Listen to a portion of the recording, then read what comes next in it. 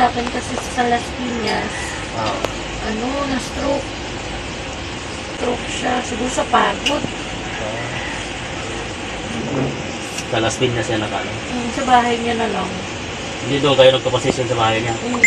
Pag doon kasi mas mura.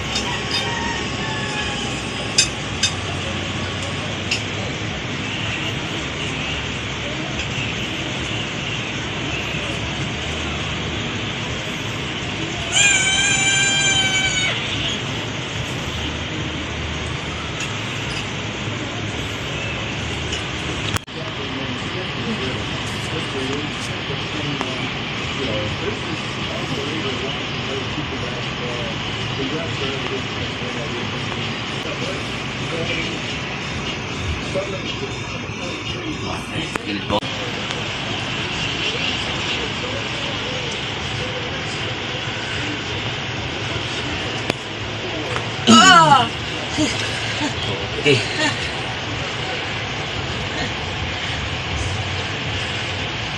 Kabila ko.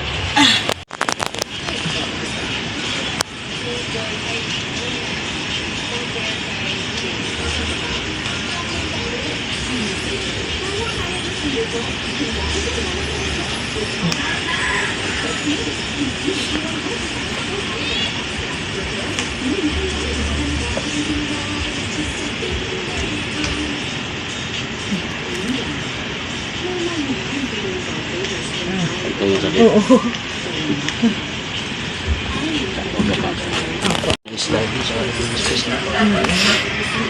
Kasi nung dati kasi nalantahan na dito tapos kinuha na. Hawak pa ng housing to? Sa home guard ko sa private.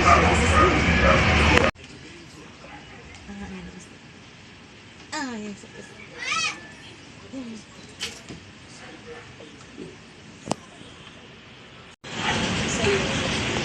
Okay.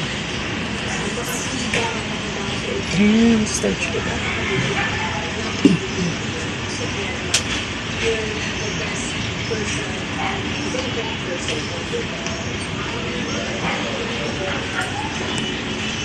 Buhat pa.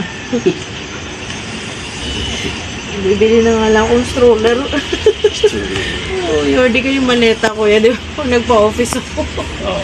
Ay, hindi na magbuhat. Nagbuhat kasi ako kaya masakit. Imbis na gumalay. Nagagalaw na rin.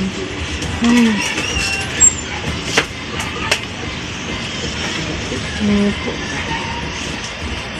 Ako, kayo nyo lumakad nung? Tama nung sa tama nung ano ko yung back ko. Ang kailangan talaga dyan, ma'am, yung timbang talaga. Timbang, opo. Yun naman talaga ba yun? Kailangan. Kaya nag-lose na rin naman ako. Unti-unti. Kaya kahit na ano kasi yan, kahit na ma-adjust, babalik pa rin kasi siyempre yung bigat. Opo. Kasi kahit tapos hindi, iwas na talaga sa bawal. Oo. Kasi hindi pwede magbuhat. Head ko. Gumaan. Oo. Nawala na. Wala na yun. Sa balikat ko. Pero yung dito sa baywang, malaki na nawala na sakit. Oo, nawala dun sakit. Kuya, kanina talaga alam yung hindi siya maano, na lumuwag. Bakit ano naman po yan 3 to 5 days naman na mag-adjust yan. Oo. Kasi last time ganun din. Pero hindi, nawala yung sakit ko para kanina na parang kung hihiga ako, di ako makahiga na parang may nakabaon lagi. Marami pong na-adjust kasi. Oo. Kasi hindi naman ako babalik sa kung oo. Kaya pinapaano ko rin sa kanya para papakita ko sa mga kasama ko. Kasi madami na ako tested ko na kasi yung bone setting na pag sa leeg, pag sumasakit yung ulo.